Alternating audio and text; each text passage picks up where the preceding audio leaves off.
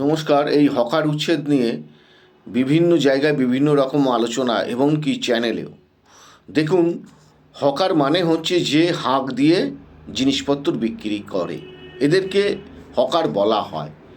আরেকটা প্রসঙ্গ হচ্ছে যারা স্থায়ীভাবে বসে ব্যবসা করতে চান তাদেরকে হকার্স বলা হয় না, ছোটোখাটো দোকানদার বা ছোট ব্যবসায়ী বলা যেতে পারে।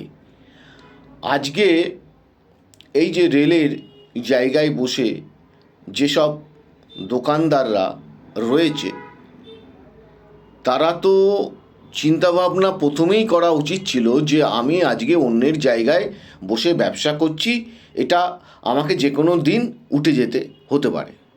অবশ্যই এটাই নিয়ম। আমি যদি অন্যের বাড়িতে গিয়ে বসবাস করি, সেক্ষেত্রে আমাকে অন্যের বাড়ি ছেড়ে দিতে হবে, এটাই তো মাথায় চিন্তাভাবনা রাখতে হবে। আজকে রেল যদি বলে যে আপনাদের যারা ওখানে বসবাস করেছেন তারা কার পারমিশন নিয়েছেন, তারা রেলকে কত টাকা ভাড়া দিয়েছেন, যদি আপনি আজ 15 বছর 10 বছর ধরে ব্যবসা করেন, আগে আমাদের এই রেলে যে জায়গায় বসে আপনি ব্যবসা করেছেন তার ভাড়াটা দেন, তারপরে অন্য কথা। তুলে দেওয়ার ব্যাপার তো থাকবেই। দেখুন, এটা দুটো প্রসঙ্গ। একটা তুলে দেয়া হচ্ছে, সেটা অন্য সংস্থানের ক্ষেত্রে ওনাদের ক্ষেত্রে খুব অসুবিধেই দাঁড়াবে। আরেকটা হচ্ছে যেটা আইনসঙ্গত, সে তার জায়গা জমি রেল যে কোনো মুহূর্তে নিয়ে নিতে পারে।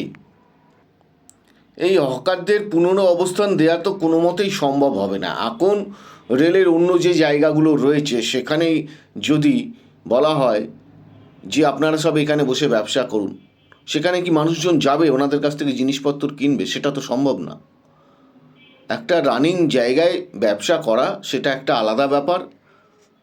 আর এটাকে মনে রাখতে হবে, যে কোনো হকার্সদের বা স্থায়ী যারা কোনো পারমিশন ছাড়া যে কোনো যে ব্যবসায় করি না কেন, সেক্ষেত্রে আমাকে যে কোনো সময় উঠে যেতে হতে পারে।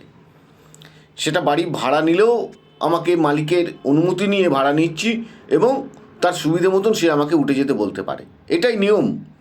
আর রেলের ক্ষেত্রে এটা হওয়াটা স্বাভাবিক, যেহেতু আমি পরের জায়গায় বসে ব্যবসা করি বা বসবাস করি, যাই করি না কেন আমাকে যে কোনো মুহূর্তে তুলে দিতে পারে। এই চিন্তাভাবনা মাথায় রাখতে হবে, এটা পরিষ্কার চিন্তাভাবনা। বর্তমান সময়ে কাজের খুব অভাব, এই দিকে সরকারকেও নজর রাখতে হবে। আর কাজের অভাব বলে আমি যা খুশি তাই কাজ করব, সেটাও কখনো মেনে নেওয়া যায় না। যাই হোক, আমরা সঠিকভাবে সঠিক পদ্ধতিতে সঠিক কাজ করব, এই চিন্তাভাবনা নিয়ে আমাদেরকে এগোতে হবে।